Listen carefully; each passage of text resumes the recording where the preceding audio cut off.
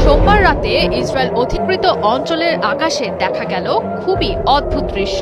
একটি বড় জ্বলন্ত অগ্নিগোলক, তার চারপাশে ছোট ছোট অসংখ্য আগুনের বল আকাশ থেকে নামছে ইসরায়েলের ভূখণ্ডের ওপর। এই দৃশ্য গোটা পৃথিবীতে চাঞ্চল্যের তৈরি করেছে।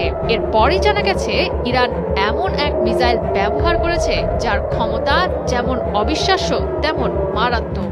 ইরানের এই মিসাইলে ব্যবহৃত হয়েছে ক্লাস্টার মিউনেশন প্রযুক্তি। ইরান আগেই জানিয়েছিল তারা এমন কিছু ব্যবহার করবে যা আগে কখনো দেখা যায়নি। তার প্রথম ঝলকই বোধহয় দেখা গেল সোমবার রাতে।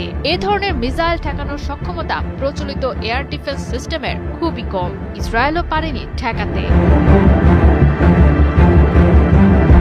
ক্লাস্টার মিউনেশন হলো এমন এক ধরনের ক্ষেপণাস্ত্র যেটি বড় একটি ওয়ারহেড মাঝ আকাশে খুলে অসংখ্য ছোট ছোট বোমা বা সাব মিউনিশন ছড়িয়ে দেয়। এটি একবারে বিস্ফোরিত না হয়ে বিস্তারিত এলাকা জুড়ে অনেক ছোট ছোট বিস্ফোরণ ঘটায়। নির্দেশনাবিহীন এসব বোমা নিচে পড়ার সঙ্গে সঙ্গেই বিস্ফোরিত হয়। ইসরায়েলি প্রতিরক্ষা বাহিনী IDF এর তথ্য অনুযায়ী এ ধরনের ক্ষেপণাস্ত্রটির ওয়ারহেড প্রায় 7 কিলোমিটার বা 4 মাইল উচ্চতায় গিয়ে খুলে পড়ে যায়। এরপর এটি প্রায় 20টি সাবমিউনিশন ছড়িয়ে দেয়, যা প্রায় 8 কিলোমিটার ব্যাসার্ধে ছড়িয়ে পড়তে সক্ষম। সাধারণত ছোট বোমাগুলোর শক্তি তুলনামূলকভাবে কম হলেও বিস্তৃত এলাকা জুড়ে ছড়িয়ে মারাত্মক ক্ষতির জন্য এটি তৈরি করা হয়েছে, সামরিকভাবে যাকে বলে এরিয়া স্যাচুরেশন ইফেক্ট।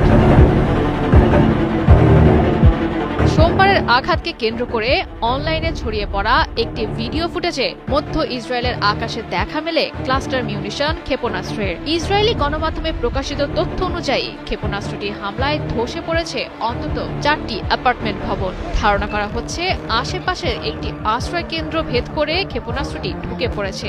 IDF এর অভিযোগ, বেসামরিক এলাকায় সর্বোচ্চ ক্ষতি সাধনের জন্য ঘন বসতিপূর্ণ এলাকায় ক্লাস্টার মিউনিশনটি নিক্ষেপ করেছে ইসরায়েল। একে যুদ্ধাপরাধ বলে উল্লেখ করেছে ইসরায়েল। হেব্রনের আকাশে দেখা মেলা ক্ষেপণাস্ত্রের আঘাতে শিশুসহ 5 থেকে 6 জন আহতের খবর জানা গেছে। তবে অনেক সময়ই এর সাবমিউনিশন